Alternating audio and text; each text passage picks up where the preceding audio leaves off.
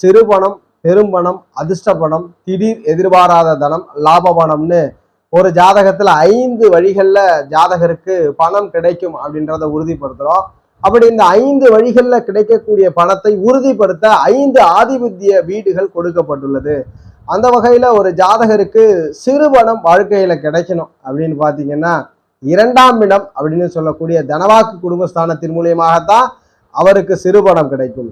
பெருமணத்தை குறிக்கக்கூடிய பாவமாக 4ஆம் வீடு அமைகிறது. சுகஸ்தானம், தாயை பற்றி சொல்லக்கூடிய, வித்தைகளை பற்றி சொல்லக்கூடிய, வீடு வாகனத்தை பற்றி சொல்லக்கூடிய அந்த 4ஆம் இடம் தான் ஒரு மனிதனுக்கு பெருமணத்தை குறிக்கக்கூடிய வீடு. அதுபோல் 5ஆம் இடம் ஒரு மனிதனுக்கு அதிர்ஷ்ட பணத்தை குறிக்கக்கூடிய வீடு. அதிர்ஷ்ட பணம்லாம் எப்படி வரும்? பம்பர், லாட்டரிகள்ல இருந்து வரக்கூடியது, எதிர்பாராமல் பிறர் கொடுக்கக்கூடிய கிஃப்ட், எதிர்பாராமல் திரும்ப செலுத்த வேண்டாம்னு உங்கள் மனதை மகிழ்விக்கக்கூடிய பொருட்கள், அதிர்ஷ்டங்கள் அத்தனையுமே, அந்த அதிர்ஷ்ட பொருட்கள் அத்தனையும் 5ஆம் இடத்துல ஒரு